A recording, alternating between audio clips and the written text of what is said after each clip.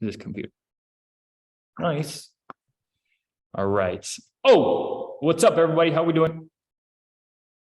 Who we got? Good. Jam. Yo, how's my guy doing, bro? It's all good. How's the leg? It's good. It's healing. It's healing. Are you doing physical therapy right now? Yeah, every Wednesday. Let's go, dude. Let's go. My boy Jam broke his tibia. Yeah, I know. He broke it. When was it, Jam? Like 2 months ago? February 20. February 20th. Yeah. A month and a half. Yeah. Through a tackle or? The goalie, the keep, he fell on my leg, and we're in the box. Yeah. Wow. That's a freak one, huh? Yeah, I know. Injuries happen though, Jam. Injuries happen, bro. If anybody can attest to that, let's see, boy. Awesome, boys. Let's see. We still have a couple guys. Oh, it's good, John. I see you, bro. Was that John or Jeff? Jeff. Jeff, what's good, bro? How are you doing? Good. Good. Love that. Love that. Nice. We are waiting for a few more people, boys. I just got a few texts that people are going to be a little bit late. And here they come. My dad bought the merch. He bought the merch, bro. Yeah. You see that? You see this, dude? Merch going crazy. Merch going crazy. Let's go, dude. Actually, I did see it. You bought 2 gray ones and 2 black ones, right? Yeah. Nice. Victor, you want some merch? Please, I would love some. Let's go. I'm gonna send me your address and I'll send it to you, bro. Trust. I will. Thank you. All right, boys, let's get started. Boys, welcome. This is Victor Falck, the one and only. We called him the Falcon back in the day, you know, and he is one of my really good friends. We lived with each other for 1 year, correct? That's right. And we have honestly formed a friendship that will last a lifetime, I believe. So super excited to introduce you guys to Victor Falck. You have any, first words for the boys, Victor? No, I'm excited to be here, and hopefully I can provide some good information and answer any questions and provide you guys with a good pathway, and hopefully you guys will learn some stuff. And feel free to ask as many questions or whatever you want. I'm happy to be a resource and help. So don't be afraid to ask. Love it. Perfect. So first thing we do, boys, we go over highlight film. You already know the deal. So we'll pop this up for you boys.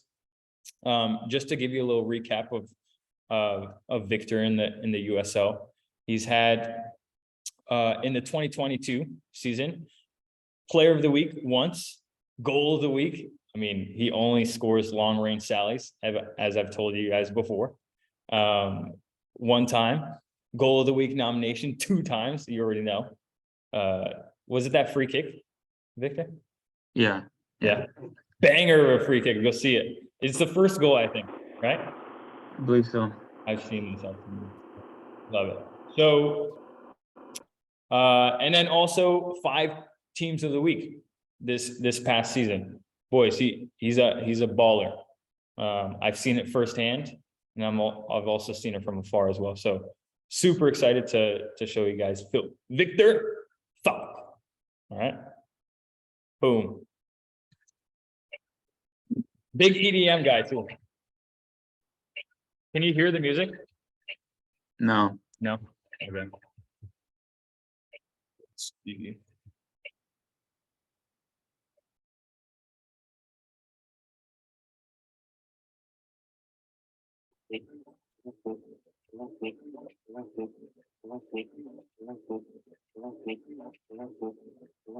Bang.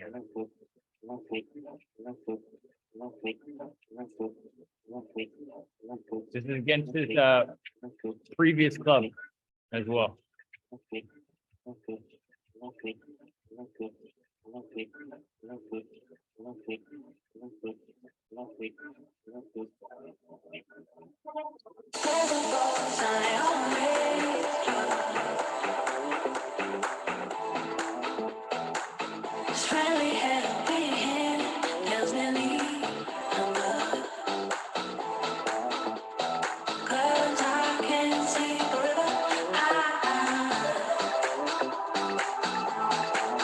Shabby gave the clapping hands.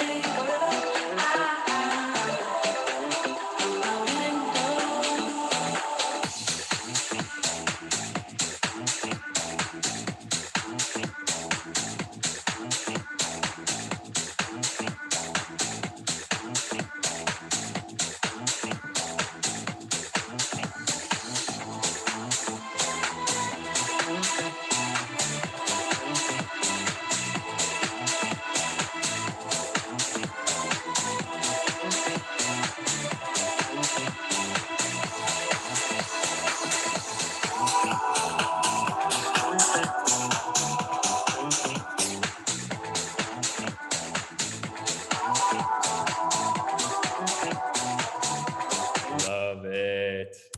We'll stop it right there, boys. Awesome. Victor, what a highlight film. Beast. Thank you guys for the comments, the kind comments. Oh, we got Mateo with the sheesh. Sheesh. I love that. Love that. Perfect, Victor. Great way to start off as always. And then we always want to start off. Victor, you there?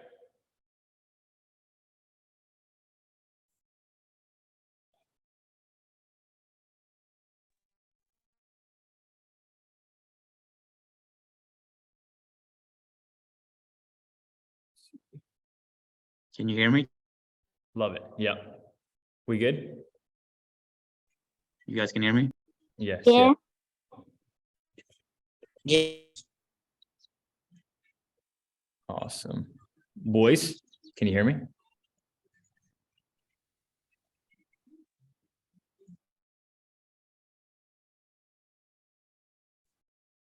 Let's see. Age group 1997, boys born 97. Then when I was 9, I believe, I moved to the US for the first time to Virginia Beach, and I joined a team called Virginia Rush, played there for a year and a half. I believe it was 8v8 back then. I got a little chubby, if I'm gonna be honest. But then I moved back to Sweden when I was 10. And then my dad told me, like, you need to, if you want to be really good, you need to leave the local soccer team and go try out for one of the big clubs in the city. So the second biggest city in Sweden was located about 15 minutes away from where I lived, from the town where I lived. So I tried out when I moved back to the States, to Sweden when I was 10, for one of the big clubs from Gothenburg is the name of the city. And I got 5 tryouts. And on the 4th tryout, they told me, Victor, you can be on the team. I thought I was honestly kind of lucky to make the team. I wasn't that good at the time. But yeah, made that team. So I started taking the bus into to Gothenburg and trained there every day. Started with the 97s, and then it was a very good environment for me to develop. So after a couple of years, I got moved into the 96s. And then by the time I moved to the US my second time, I was playing with the U17s, boys, 95s, born 1995. I see a question here, have you played in the Gothia Cup? I have played in that one a couple of times. It's right around the corner from where I grew up. So didn't win it, unfortunately. I think made it to the round of 32 or something. We got pretty far, but not all the way. So yeah, I was in the U17s when I was 14. And it was very professional. We got access to the first team's gym, which played in the first division of Sweden. They did our laundry for us. So like I would show up to practice in normal clothes. I had my own like locker. Some of my teammates were getting paid. I couldn't get paid because I was 14 only. But then when I was 14, my dad got a job in Virginia Beach for good. So moved over to Virginia Beach, started playing for Virginia Rush again in what was called the Academy back then. So that was right before my freshman year of high school. So I played 2 years for Virginia Rush Academy. We kind of sucked. We got towards the bottom almost every year. I started playing U18s right away when I was 14, 15, played against Pulisic. And then Virginia Rush Academy, we were so bad that we actually had to leave the club. I mean, we had to leave the academy. So then me and 3 other teammates started driving 2 hours to practice and 2 hours back from practice all the way to Richmond to play for Richmond United. I'm sure some of you guys have heard of Richmond United. You guys are somewhat close. So they were the new academy. We actually got pretty good. And then my junior year, I committed to University of Virginia almost immediately, right after they won the national championship. So yeah, skipped my senior year of high school, went to college half a year early. So I went in January, so that my plan there was so that if I go to college half a semester early, then after the fall season, because all the college soccer seasons are in the fall, then I can leave and go pro right after the fall season of my senior year if I have that opportunity. So I went 1.5 years. I was at University of Virginia. Me and the coach didn't quite get along. He played me as a center back when I'm really not a center back.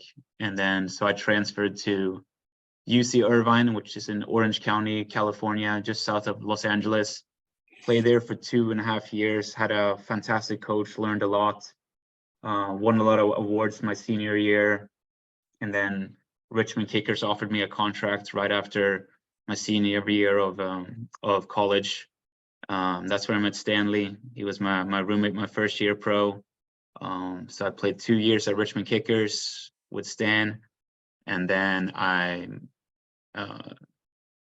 decided to leave Richmond and went to my current team, Central Valley Fuego, still in the USL League One. So this is my second year with Central Valley and my 4th year professional and USL League One. And yeah, season just started. So that's kind of where I'm at. So. Love that, man. Love it. Boys, he's had the best of both worlds coming from Sweden, getting to know the academy process over there, and also coming here. I guess like one question, just for the boys to know, Victor, is like, what do you think the difference is from here in Sweden in the academy level? I guess I want to talk in terms of like maturity first. Like what do you see with the maturity, or did you see with the maturity here in US versus like Europe? So it very much depends on the teams in Sweden. So like my local club, even when they were, U15, U17s, even when there's U19s, they, are goofing around. But at those academy levels, at those bigger clubs in Sweden, they try to make the environment very professional for you at an early age. Because when you realize when you're 14 and you already have people doing your laundry and cleaning your boots for you and all that stuff, then it kind of motivates you to want more. Whereas when I moved to Virginia Beach and played for Virginia Rush, I left Sweden at 14 having all those extra perks, access to the first team gym, and then I had to, bring my own soccer ball and my own water bottle to Virginia Rush Academy practice when I moved. So I don't know how different it is in like DC United and Philadelphia Union and those type of teams, academies played there. But they identify talent quick in Sweden, and they try to move the clubs want you by the time you're 12, 13, 14. Right. And they want to create as good of an environment for you. And if they see an ounce of talent, they'll try to move you up and challenge you with an older age group. So, no, that's definitely good to differentiate, because the boys always ask like, oh, like, if you know so much about Europe, what is the difference between the maturity levels? Because I want them to see it, Yeah. We have good ballers up into the mirror. I just want them to see the difference, right, from America, like what's happening in American club teams, and then what's happening in Europe, right, in club teams as well. So it's good that you're talking about the maturity. Now let's see about the coaching. What's the difference in the coaching in the academy level? Do you know? Well, so the issue I ran into in America is that my coaches were very poor. Well, my coach at Virginia Rush was very poor. I had him for 2 years. He would only let us, we would do the same trainings every day. We could only ever take 2 touches, which is, terrible for a winger who's trying to work on getting better at dribbling or beating his opponent, or it was poor coaching. But then at Richmond United, I had a decent coach, more modern. He was from Ukraine. He used to play with Shevchenko. I don't know if these guys know Andrei Shevchenko, the old striker from AC Milan. So he knew the game well.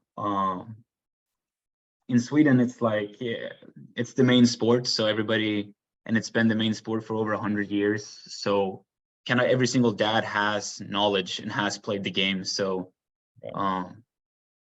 overall, there's not really a bad coach in Sweden.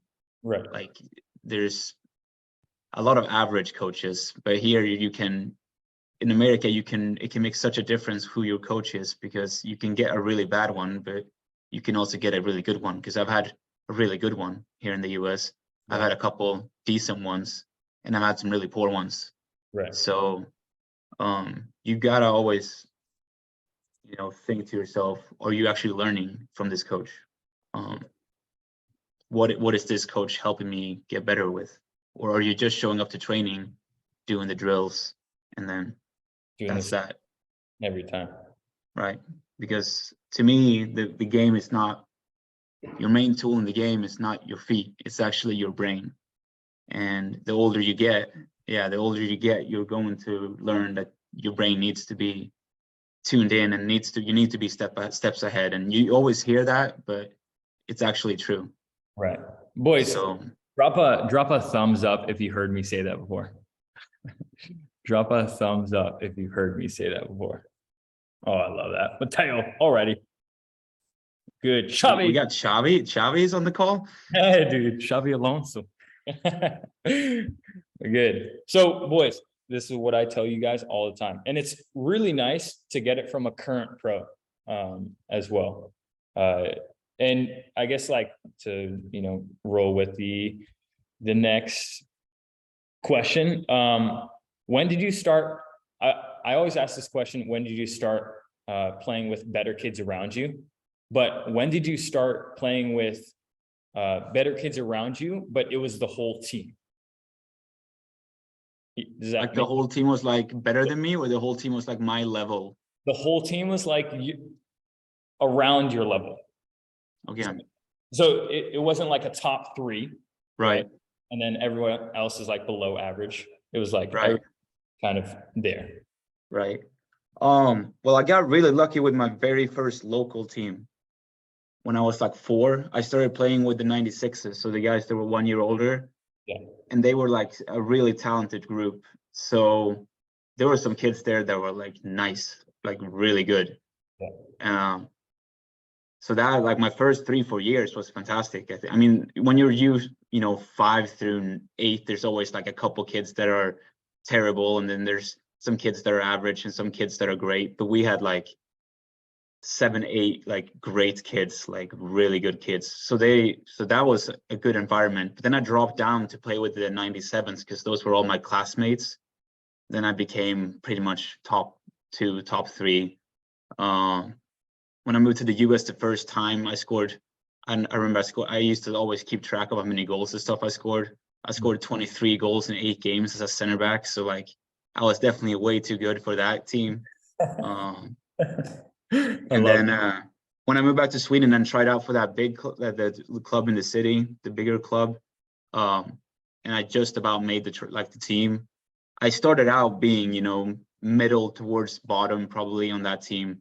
Yeah. And then like I just worked harder and I was more focused on training than my teammates. So then within a year or two, I was top 3. And then I got moved up to the 96s kind of immediately. And then I was like middle of that pack for like a year until I became top 3. And then I moved up to the 95s and the U17s after like a year or two of that. And then at that team, I was with the 95s, the U17s, I was towards bottom 3, bottom 5. But I was only there for 6 months before I moved to the US. And like during those 6 months, like that last month or two, I was like catching some real stride and rhythm, and I was actually moving towards that middle of the pack for that group. So I was developing quick. Love it. So there was really a bad point for me to have to pack up my bags and move to the US. And then in academy, I was always top. Well, in Virginia Rush for my age group, I was the best. But I played U18s when I was 14, 15. So Right. I mean, we would lose games 5-7-0. So my team wasn't very impressive. So it doesn't say a lot that I was number 1 in that team. But Right. yeah, since then I've kind of been in college. At Virginia, I was like middle of the pack as a freshman. Irvine, I was top 3, top 5 most of the time. Richmond, I started every game, but I mean, I wasn't top 3.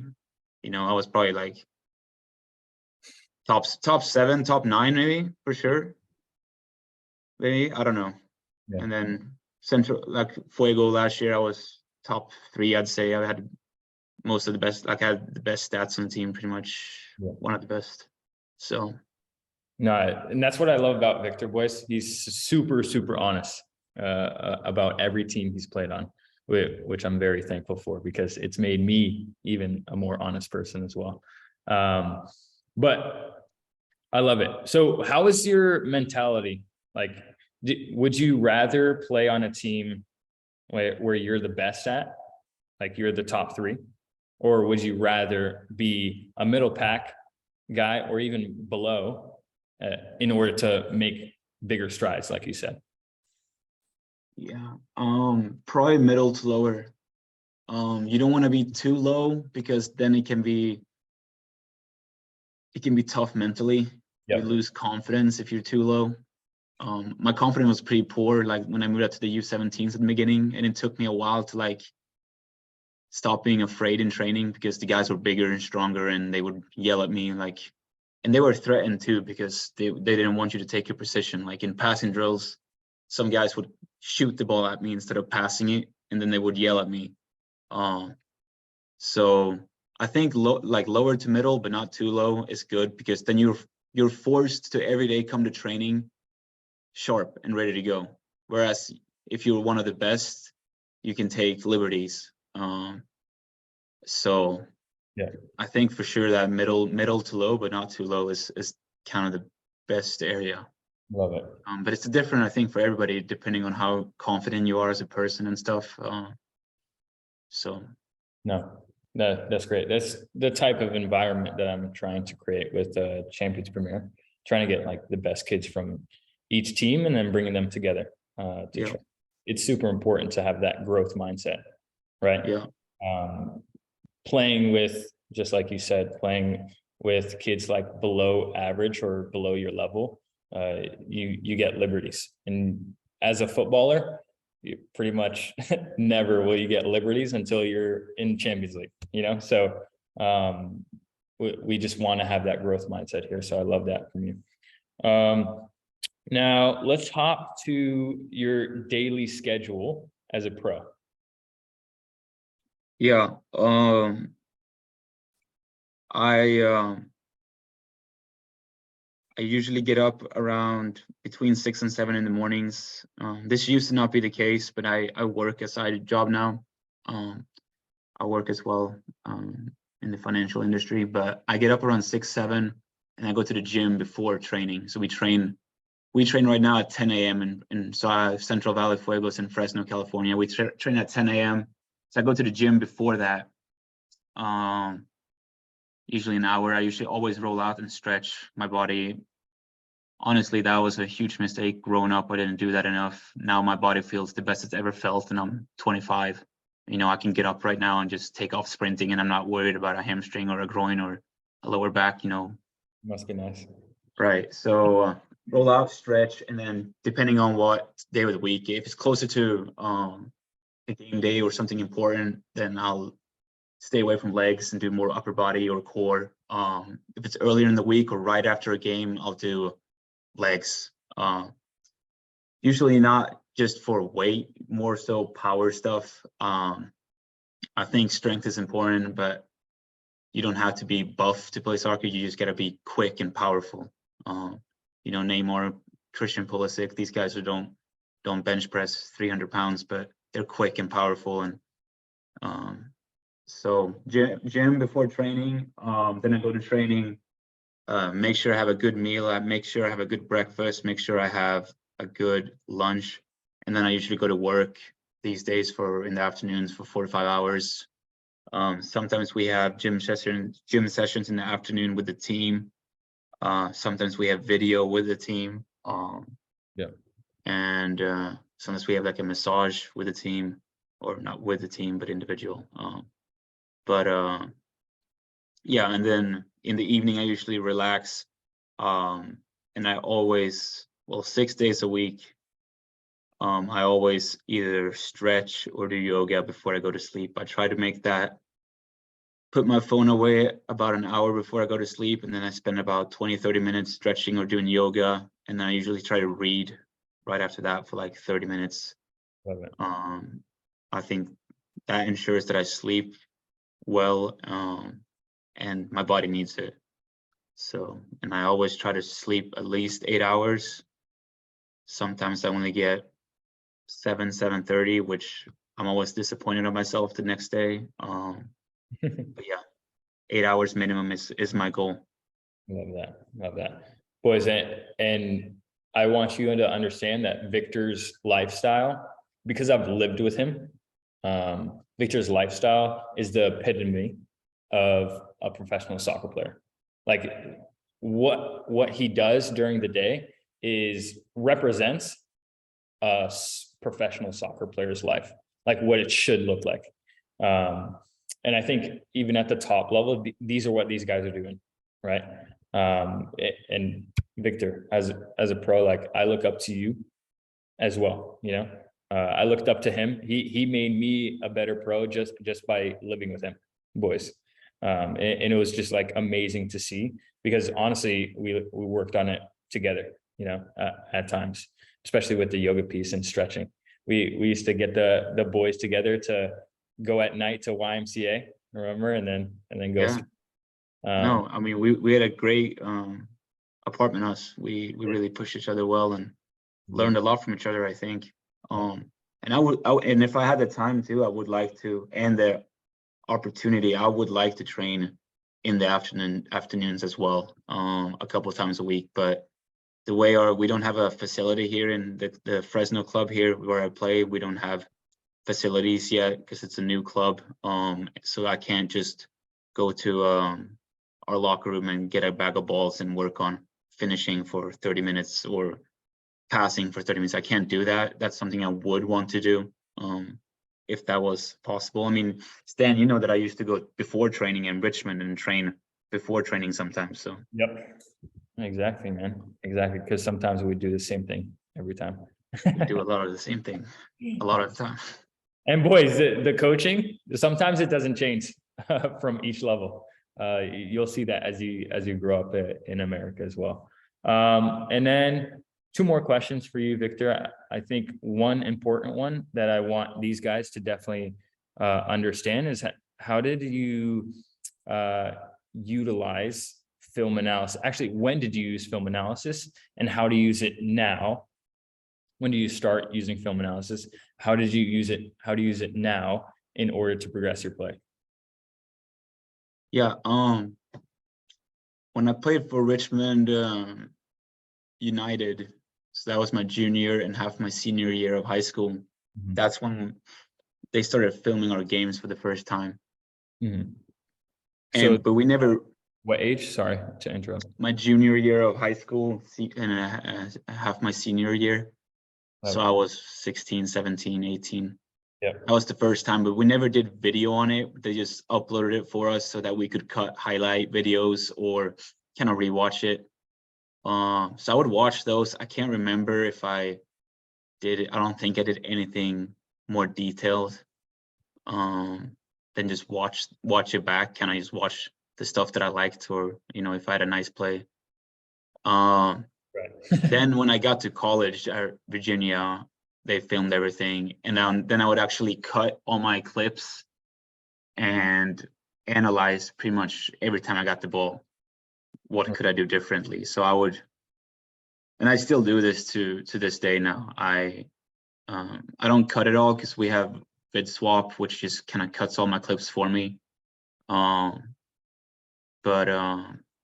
Yeah, I watch everything. Could I have turned here? Could I have played a better pass?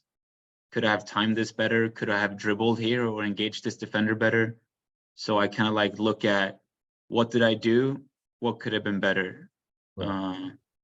Usually it's, stuff with I'm not aggressive enough, either in a tackle or in a ball progression, or it's usually vision stuff, where maybe like I'm on the left side and my right winger is wide open.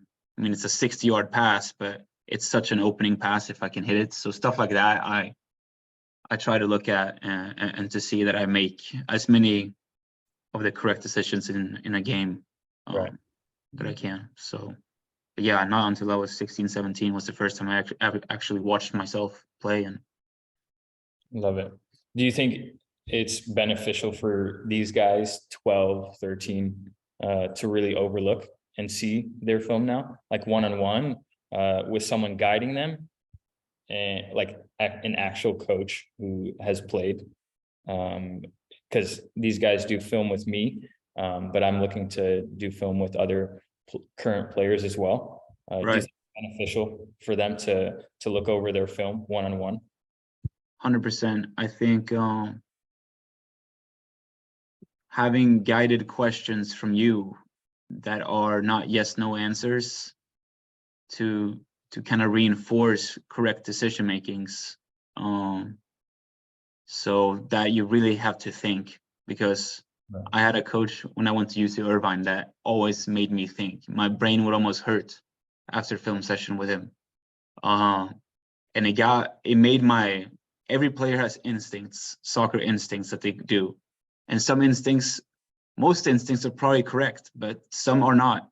So you got to train that. And then I think if you have a good coach that can really force you to think about your game, whether you're a defender and you're working on, for example, like offensive marking, like when your team is attacking, are you positioning yourself in the right position to prevent a counter? Or are you kind of just watching your winger do his fancy dribbles on the side? Right. So 100%, there's a lot of concepts that I didn't learn until I was well into college that I wish I knew earlier, that just will help your game overall. And video is an excellent resource and way to learn those things. No, yeah, absolutely. Yeah. So what I tell the boys, instead of getting coaching advice in a first person view, like me coaching them on the field rather than a third person film analysis. In a first person, these guys have like adrenaline rushing in them. Sometimes you forget the coaching points. Whereas if we're in third person, like we are right now, we can go on film and you can actually get the coaching points. You can write notes down, because we all play, just like you said, it's instincts, but in our subconscious mind, right? Because this is our conscious mind, us thinking and talking and speaking, but we play in our subconscious. So let's say we do something repetitively for a while, it ingrains in your brain to be subconscious. So this is why I think, boys, film is super, super important. And it's nice to hear it from a current pro as well. And then, yeah, I guess our last question for you, actually, let's go with the boys on this one. Boys, do you guys have any last questions for our boy, Victor Falck? Oh, we got Xavi. I saw that hand raised quick. Go ahead, Xavi. What would you do if things in the game aren't working out for you and you start to get mad? What do you do to calm yourself? Like that. That's a good question. I was actually very, very mad last game.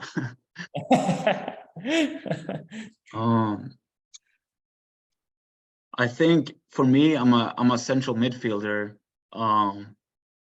and I realize when I do get mad, then I get like too focused on the ball. So for me to kind of get back into rhythm, it's like I need to start checking my shoulders like constantly, always aware of my spacing. That's kind of something that I've realized with me, is that when I do get mad, I stop checking my shoulder and I try to scan. That's right. Because that scanning like that, because you have to scan at this level, you have to scan almost, every 2 seconds. And if you don't scan, you're gonna get, closed down. So and that will keep you busy. Turning your head every 2 seconds will keep you busy enough that you won't get frustrated or mad at, whether it's the referee or teammate or whatever. But yeah, I've become a lot calmer, I think, over the years. But like I said, last game I was not happy. Okay. So it's still a struggle sometimes. 493 scans in 190. I say this to you boys all the time. 493 from Odegaard. Mateo, go ahead.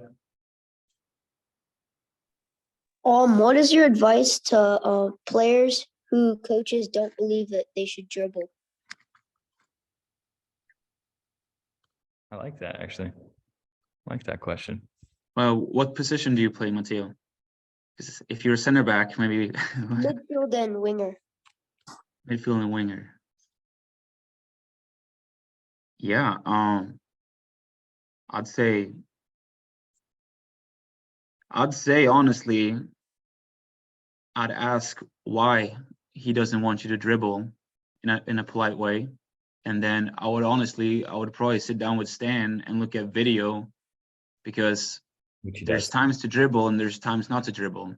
If you are a winger and there's 3 guys around you, then you maybe shouldn't be trying to dribble past all 3. Maybe you should wait for the opportunity where there's just 1 defender. So there's a time to dribble and there's a time not to dribble, even for wingers, I believe, or for midfielders. So, but I don't know how old you guys are, but I would say it's better to hear that you dribble too much than that you dribble too little. I think it's important to be a little selfish when it comes to dribbling, but I think Stan can point you in the right direction through video, whether there's the right time to dribble or not. Because I still have teammates who decide to dribble. They try to go on a 1v6 dribble run, and I just watched him like, well, this is gonna fail, and before you know it, he runs into the second guy and boom, fail. But I think Stan can help through video explain when versus when not to dribble. Definitely. Love that. Boys, anybody else with a question? Yeah, I got a question. Go ahead, jump. Yo, how is it like to play with Pulisic? Ooh. Yeah, I didn't play with him, I played against him. So he used to play for PA Classics Academy. So we both played U18. I was 15, he was 14. And yeah, he was the best player on the field. We lost 5-1. He I think he scored 2 goals that game.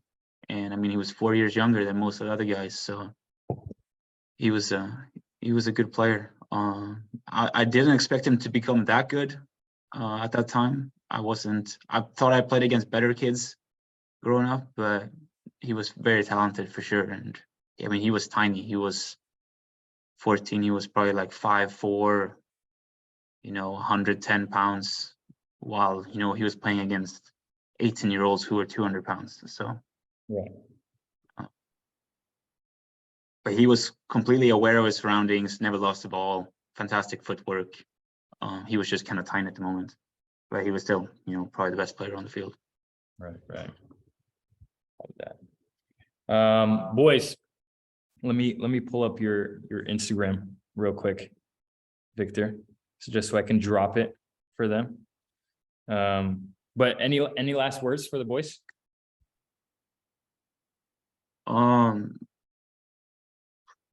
Yeah, thank you guys for coming. I hope this helped. You guys are honestly, I've met a lot of people here in the US, and there's not many that beat Stanley in terms of knowledge of the game and knowing how to get better. So I think you guys are in good hands. I would very much take advantage of him as a tool. And yeah, if you ever have any questions from me, you feel free to send me a DM or ask Stanley or whatever, and I'd be happy to give some advice or push you guys in the right direction. So Love that. Hey, boys, give how do you say bye in Sweden? In Sweden? Hej då. Everybody say hejdå. Ador. Love it. That's great. Thank you, Victor, so much for joining us. We definitely appreciate everything and all your wise words. I think you've definitely had some more wisdom than previous, especially with Johnny Bolaños being on there. But boys, say thank you and good stuff, and I'll see you guys soon this week. All right. Thank you. Bye. Bye. See you guys. Thank you. Thank you. Thank you.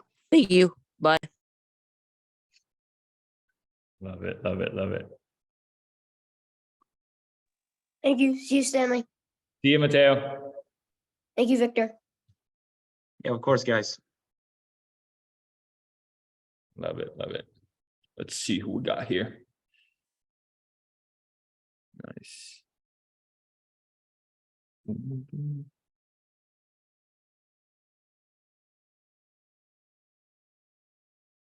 How we doing, my guy? Dude, that was sick. Good.